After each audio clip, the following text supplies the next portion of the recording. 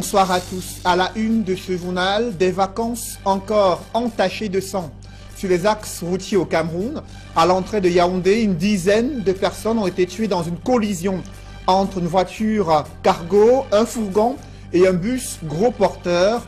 À Edea, c'est un camion fou qui a fauché la vie de près de 3 personnes. Un vendredi noir où l'excès de vitesse et l'imprudence des chauffeurs sont à chaque fois pointés du doigt. Et une question qui alimente de vifs débats publics au Cameroun. Y a-t-il un agenda caché derrière l'engagement personnel du chef de l'État à réussir l'organisation de la CAN 2019? En décodant ses propos, il transparaît une récupération d'une polémique sportive pour marquer un coup politique. En clair, selon des analystes, Paul Biya annonce sa candidature pour la prochaine élection présidentielle prévue en 2018, une année électorale déjà redoutée au regard des violences enregistrées au Kenya. Vous verrez dans ce journal comment ce pays de l'Afrique de l'Est a été confronté à des scrutins placés sous haute tension.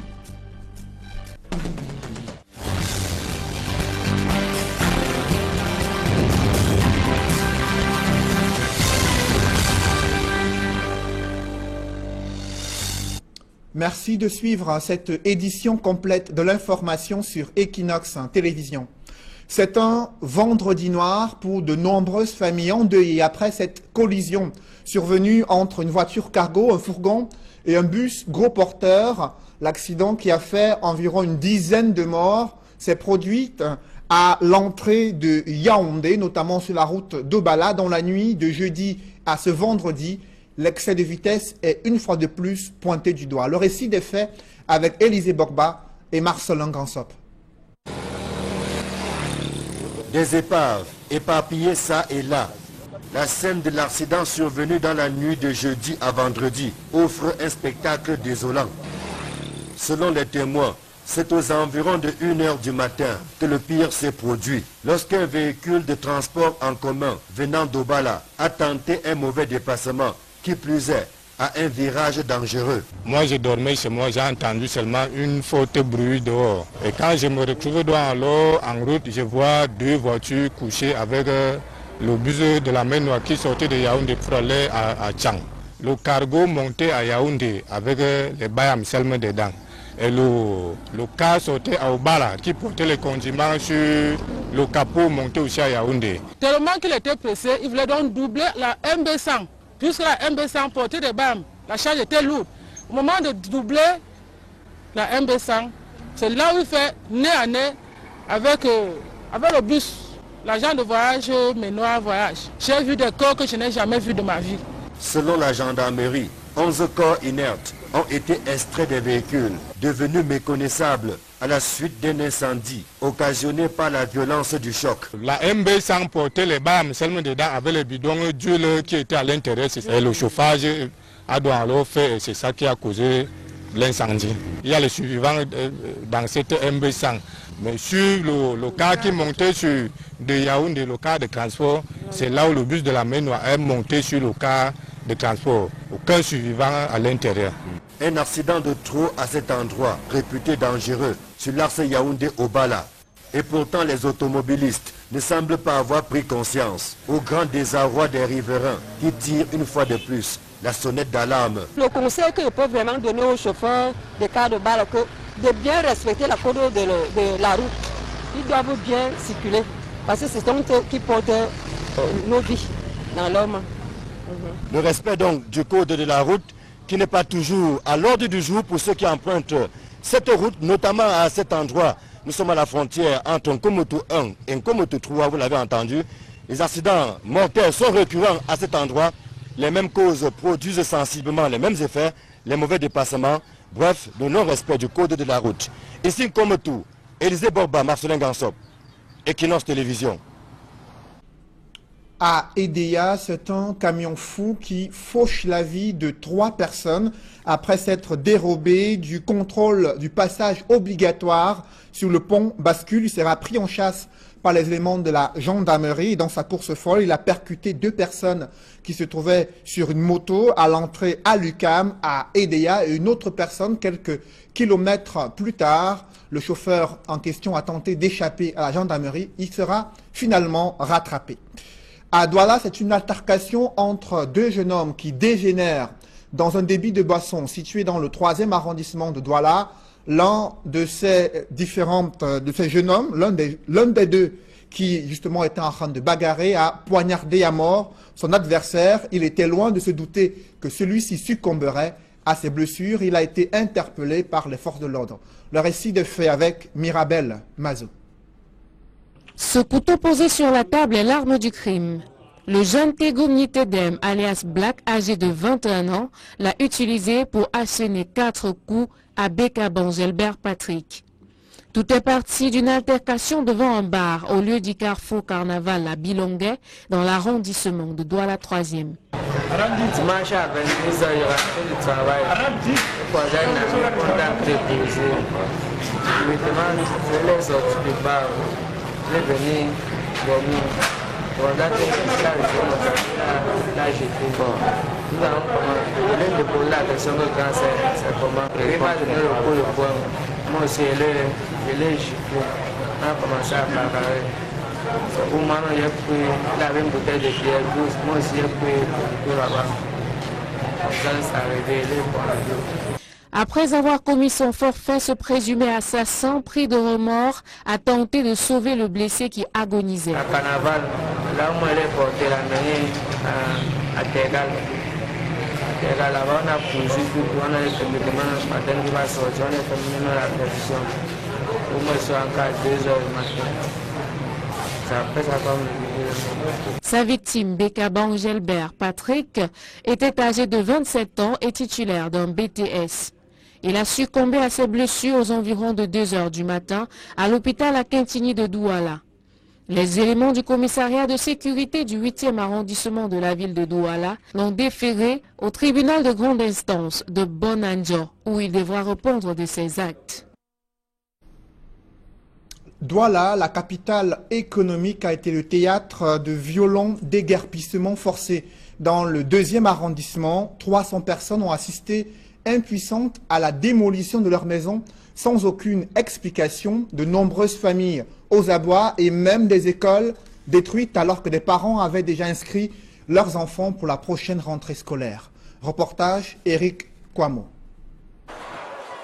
On dirait un théâtre de guerre après le passage des missiles de bombardement. Bonadiwoto, Nouvelle, dans le 2e arrondissement de Douala, vient ainsi de fabriquer de nouveaux sans-abri. Une vingtaine de maisons rasées, plus de 300 personnes à la Belle Étoile et une cinquantaine de familles dans la rue. L'opération de déguerpissement aura été spectaculaire, violente, mais surnoise. On ne nous a pas avisé. C'est depuis avril que nous sommes venus écrire à démolir. Ça dit c'est comme un avertissement. Nous on croyait qu'il allait venir au moment donné pour casser, ils vont nous avertir. Comme ça on ramasse les choses, on sort. Personne n'a sorti l'acte de naissance de ses enfants, ni les valises, tout. C'est là dedans. C'est là. Le site abritait en plus de maisons un établissement scolaire. Mandom College se conjugue désormais au passé simple de l'indicatif. Seules ces écritures ont résisté à la tempête du déguerpissement. Il rappelle une rentrée scolaire qui n'aura pas lieu le 4 septembre prochain. Et pourtant, de nombreux parents y avaient déjà inscrit leurs enfants. Je dors dans la pluie. Je veux rester où? Quand je suis là, je n'ai même pas l'argent. Mon argent s'était perdu ici par terre là. On a abandonné ici par terre. Je veux faire comment que maintenant je suis là? Hein? J'ai commencé à pleurer, je suis tombée évanouie. Ma petite est aussi arrivée, elle est aussi tombée évanouie. On a appelé notre maman, elle n'était même pas encore arrivée au village. Elle-même aussi, elle n'arrive plus à parler là où elle est actuellement au village. L'identité du nouveau propriétaire n'est cependant pas connue. Les victimes ne savent même pas qui a initié ce déguerpissement. Les uns citent la communauté urbaine de Douala, les autres accusent une dame à l'identité mystérieuse. Et comme toujours, le même discours. On demande de l'aide aux autorités, de nous trouver un endroit ou même un endroit où on peut s'abriter, au moins même mettre la tête seulement comme ça là et dormir. Ils pourront attendre longtemps dans un pays où la tension à l'égard des victimes de déguerpissement demeure un luxe. On attend. Je vous le disais en titre, un coup politique de Paul Biya alimente les débats publics au Cameroun. Le chef de l'État est candidat à sa propre succession en 2018. C'est du moins ce que révèlent ses propos tenus devant les athlètes indomptables des Jeux de la francophonie, lui qui a pris l'engagement personnel de réussir l'organisation de la CAN 2019. Des analystes y voient une manœuvre visant à récupérer une polémique sportive pour se positionner sur l'échiquier politique. Analyse et explication dans ce reportage signé Ike Cyril. La CAN 2019, c'est déjà demain. Plus de doute, selon le professeur Claude Abbé, Paul Biya sera candidat à l'élection présidentielle 2018 au Cameroun. Il n'y a plus de secret là-dessus. Cela indique que M. Biya, à travers, a essayé de récupérer une polémique qui avait cours sur les capacités du Cameroun à accueillir la Coupe d'Afrique des Nations pour justement prendre cela comme prétexte et faire la déclaration de sa candidature. Selon le sociologue politiste, le discours prononcé face aux sportifs à l'occasion de la réception offerte au Palais de l'Unité est la preuve, s'il en était besoin, que Paul Biya ne veut pas lâcher prise. Quand il parle de nous, on aurait pu se dire le peuple camerounais, le Cameroun, mais il ajoute « j'y veillerai », ce qui signifie qu'en fait, il n'est pas prêt à laisser la barque, il est sûr d'être candidat, d'être investi par son parti. Il est aussi sûr que au soir du scrutin électoral, il sera de la consultation électorale, il sera le vainqueur. Face à l'échec observé dans d'autres domaines de la vie de la nation, constate Claude Abbé, le président de la République récupère les succès sportifs pour bâtir sa politique. Il y a une politisation du sport dans le contexte qui est le nôtre, qui est avéré que c'est un instrument de lutte, une arme de lutte politique pour le président Biya. Alors que la Confédération africaine de football menace de retirer l'organisation de la CAN 2019 au Cameroun, Paul Biya s'engage à respecter le cahier des charges.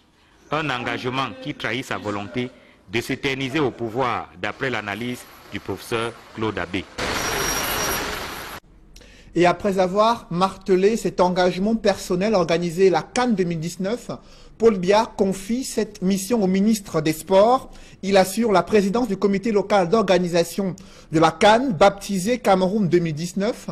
Dans un décret présidentiel, le chef de l'État donne les plans pouvoirs à ce comité local pour l'organisation matérielle, logistique et sanitaire de cette compétition prévue en 2019. Le compte rendu des activités de ce comité local est adressé chaque mois au chef du gouvernement. L'avenir politique du parti au pouvoir, le RDPC, se joue à la municipalité de Yaoundé 6.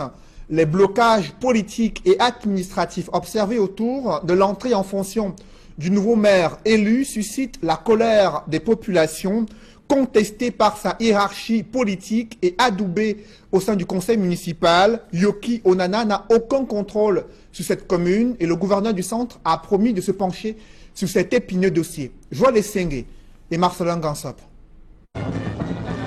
Acteur devenu simple spectateur, telle est la posture qui est désormais celle de Yoki Onana. Le maire élu de la commune d'arrondissement de Yaoundé 6 n'a toujours pas pris fonction et les populations n'ont pas manqué d'exprimer leur inquiétude au gouverneur de la région du centre. Nazeri Paul Biya les invite à prendre le mal en patience, non sans jouer la carte de l'apaisement. Nous leur avons dit que la hiérarchie s'attelle sur leur dossier. Le dossier est déjà connu et par la hiérarchie, le préfet a fait son travail et il l'a transmis. Le reste maintenant c'est la hiérarchie. Donc, comme nous tous, on doit attendre. En attendant, le personnel communal tire le diable par la queue au point où il accusait déjà 2 mois d'arriérés de salaire.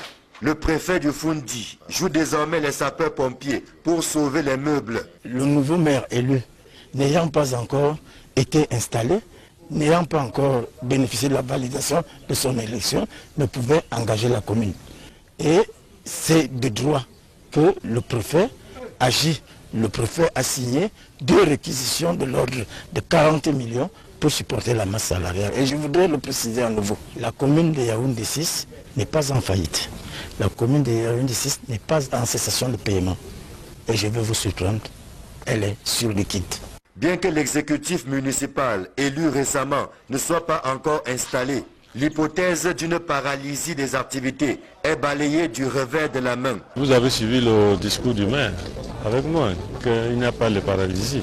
Tout fonctionne normalement.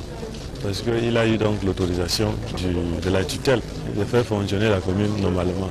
Et même les salaires, vous avez suivi, que c'est déjà positionné. Nous sommes devant une situation où il y a 2 maires en fonction, le 3e et le 4e adjoint. Que prévoit la loi dans ce type de circonstances? L'intérim est assuré par un adjoint au maire et par ordre de préséance. Et c'est de fait que j'assure l'intérim. Il n'y a pas interruption du service public dans la mesure où les actes de l'état civil sont signés. Le personnel était un peu au chômage technique du fait du renouvellement de l'exécutif communal. Nous avons déployé les effectifs sur le terrain. Ils sont en train de faire le recouvrement forcé. En plus du recouvrement forcé, nous gérons les problèmes quotidiens. N'empêche que des voix s'élèvent pour dénoncer la prédominance du parti RDPC sur l'État. D'aucuns ne comprennent pas qu'un cas d'indiscipline, qu'il soit avéré ou non, puisse bloquer l'installation du maire élu et de ses adjoints. Restons à Yaoundé où des établissements scolaires clandestins défient les pouvoirs publics malgré l'interdiction d'ouvrir les portes pour défaut d'autorisation de création et de fonctionnement. Des collèges indexés poursuivent en toute sérénité les inscriptions des élèves pour la prochaine rentrée scolaire 2017 et 2018. Pourtant, une brigade de contrôle rassure que toutes les mesures sont prises pour faire respecter la décision du ministre des Enseignements secondaires. Reportage Ike Cyril. Ici, au collège privé bilingue Saint-Gabriel de Berthois, on est surpris de la décision du ministre des Enseignements secondaires portant fermeture de ce campus pour l'année scolaire 2017-2018. Le dossier a eu besoin de toilettage, il fallait des documents et puis suivre les documents nécessaires à ce qu'ils soient valides. Et tout a été fait. Et pourtant... Vous avez vu, donc, je vous propose de suivre à présent ce reportage réalisé à Yaoundé, où des établissements scolaires clandestins défient les pouvoirs publics malgré l'interdiction d'ouvrir les portes pour défaut d'autorisation de création et de fonctionnement. Ces collèges indexés poursuivent en toute sérénité les inscriptions des élèves pour la prochaine rentrée scolaire 2017-2018. C'est le constat que fait Ike Cyril dans ce reportage. Au collège bilingue Harvesters, au quartier Mélène à Yaoundé, les inscriptions pour l'année scolaire 2017-2018 ont d'ores et déjà débuté. Même son de cloche au complexe scolaire Saint-Augustin, devenu collège Venus au quartier Oyomaban, où les cours de vacances préparatoires à la prochaine rentrée scolaire se déroulent depuis le 17 juillet dernier. Les 2 établissements figure pourtant sur la liste des établissements fermés par le ministère des Enseignements secondaires. On constate que beaucoup de promoteurs voudraient exercer dans l'illégalité en marge de la réglementation en vigueur. Et l'État est là pour recadrer cette activité pour que ça n'aille pas dans tous les sens, comme nous sommes en train de le voir. Au total, ce sont 81 établissements clandestins, dont 1 dans la Damawa, 2 à l'est, 2 également au sud-ouest, 6 au nord-ouest, 8 à l'ouest, 28 dans le centre et 34 au littoral. Il leur est reproché de fonctionner dans l'illégalité. Il est reproché à ces promoteurs la violation des formalités de création et d'ouverture, la violation de certaines règles d'usage au niveau des infrastructures, l'extension également illégale, d'autres récidives. Il y en a ceux qui ont fermé de manière unilatérale. Il est arrivé par le passé que les établissements fermés rouvrent par la suite et accueillent même des élèves. La Brigade nationale de contrôle installée au ministère des enseignements secondaires dit être à pied d'œuvre afin que cette fois, la fermeture soit effective.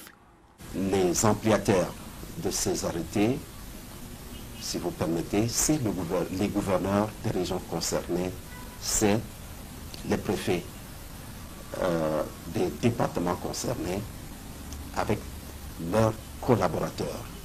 Collaborateurs au niveau de la délégation régionale des enseignements secondaires, au niveau des départements avec les délégués départementaux des enseignements secondaires et le SEDUC, le secrétaire à l'éducation. Alors que les carillons de la rentrée scolaire vont bientôt sonner, les parents sont invités à s'assurer avant toute inscription de leurs enfants que les arrêtés de création, d'ouverture ou d'extension sont affichés au babillard de l'établissement sollicité. Des incongruités sont quand même décriées dans cette liste noire des établissements scolaires clandestins. Parmi les 2 collèges incriminés dans la région de l'Est, l'un des établissements brandit une autorisation d'ouverture signée du ministre des enseignements secondaires. Ils disent être surpris dans ce collège situé à Berthois de figurer parmi la liste des établissements scolaires classés clandestins. Pourtant, ils ont obtenu une autorisation d'ouverture de leurs portes pour la rentrée scolaire 2017-2018. Reportage Benjamin Essam. Ici, au collège privé bilingue Saint-Gabriel de Berthois, on est surpris de la décision du ministre des Enseignements secondaires portant fermeture de ce campus pour l'année scolaire 2017-2018. Le dossier a eu besoin de toilettage, il fallait des documents et puis suivre les documents nécessaires à ce qu'ils soient valides. Et tout a été fait. Et pourtant, en date du 26 juillet 2017, soit un mois jour pour jour, Massenangale Bibé signait cette autorité portant autorisation d'ouverture d'un établissement scolaire privé laïque dénommé Collège privé bilingue Saint-Gabriel. À la délégation régionale des enseignements secondaires, on partage la même surprise. L'administration du collège vient d'ailleurs d'adresser une requête à Monsieur le ministre des enseignements secondaires afin que cette erreur soit corrigée avant la rentrée des classes en septembre prochain. Que tout simplement le collège bilingue Saint-Gabriel est effectivement ouvert depuis le 21 juin 2017, après les procédures pour l'obtention de ce document, et que déjà la brigade ait inséré nos établissements dans les établissements fermés. Depuis quelques heures, une requête a été adressée à M. le ministre de l'enseignement secondaire pour rectifier cette situation. En même temps, des actions dans le sens de communiquer positivement, largement, sont faites dans la ville, au niveau des paroisses, au niveau des masses médias. Au niveau de l'association des parents d'élèves du collège privé bilingue Saint-Gabriel, on reste serein. Je voudrais rassurer les parents que la rentrée aura bel et bien lieu le 4 septembre 2017 parce que c'est une malheureuse erreur qui est survenue. En réalité, le collège a été bel et bien ouvert. Rappelons que cet établissement est la propriété du diocèse de Berthois, représenté par Monseigneur Joseph Atanga. Les techniques de secourisme n'ont plus de secret pour une 50aine d'enfants formés durant près de mois au 20e groupement des sapeurs-pompiers, situé à Douala. Des précisions avec François Dikoumet et Étienne Pascal Azégué.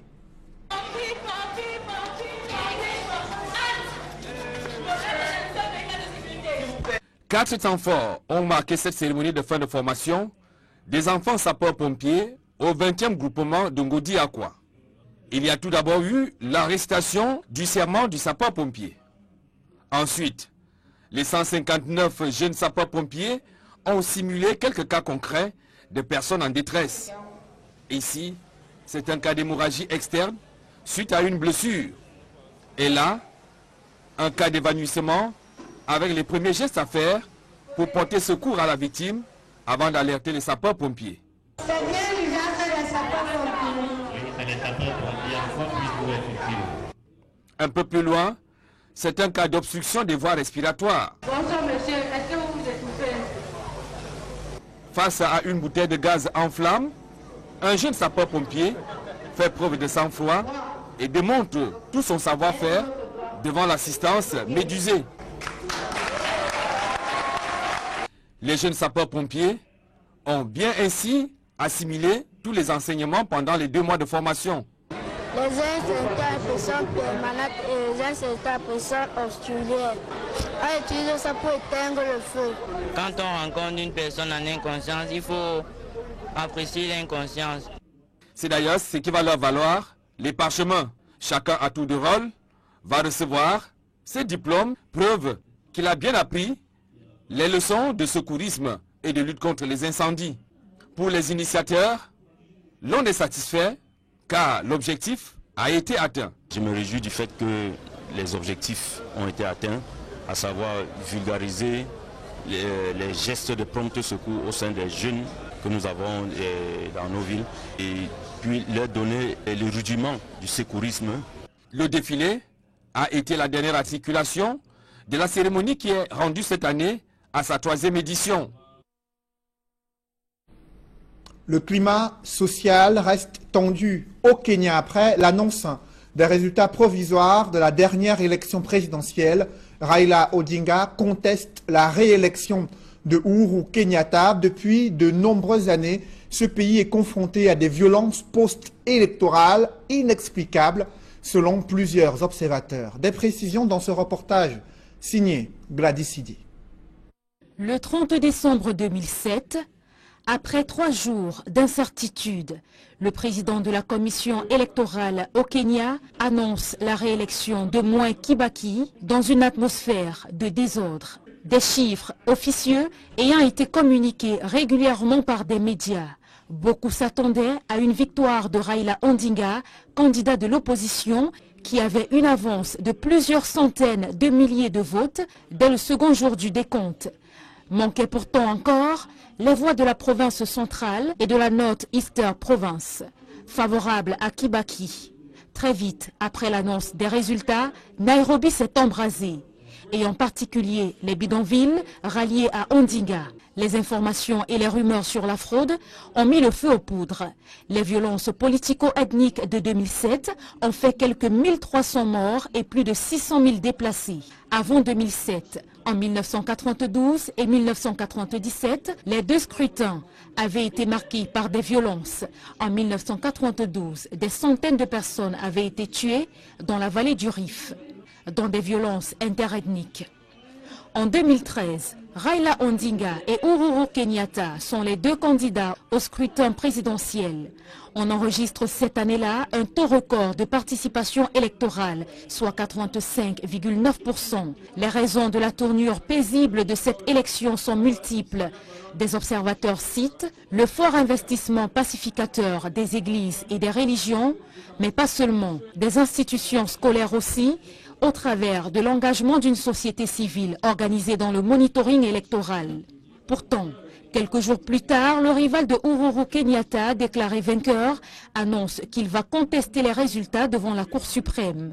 Le camp de Raila Odinga affirme qu'il va prouver que Uhuru Kenyatta n'aurait pas pu être élu au premier tour. Après la contestation de Raila Odinga, des échauffourées ont éclaté à travers le pays, faisant plusieurs morts. Tout semblait écrit à l'avance. Comme en 2013 et en 2007, Raila Odinga allait perdre l'élection présidentielle de cette année 2017.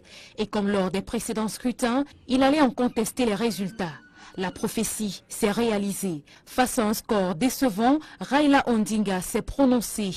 Le dirigeant de la coalition de l'opposition, la Super Alliance nationale, s'est insurgé contre les premiers résultats, selon lui, truqués. Le duel entre Raila Odinga et Uhuru Kenyatta ne date pas d'aujourd'hui. Les 2 rivaux sont toujours à couteau tiré. Et cette fois encore, le verdict des urnes est en faveur de Uhuru Kenyatta, selon la commission électorale. L'accélération de l'endettement et la malgouvernance sont deux facteurs qui maintiennent l'Afrique centrale dans le sous-développement. La problématique de la gestion de la dette publique est au menu de tendances économiques. À suivre juste après ce journal. Mesdames, Messieurs, c'est la fin de cette édition du 20h. Merci d'avoir suivi. Restez sur Equinox Télévision.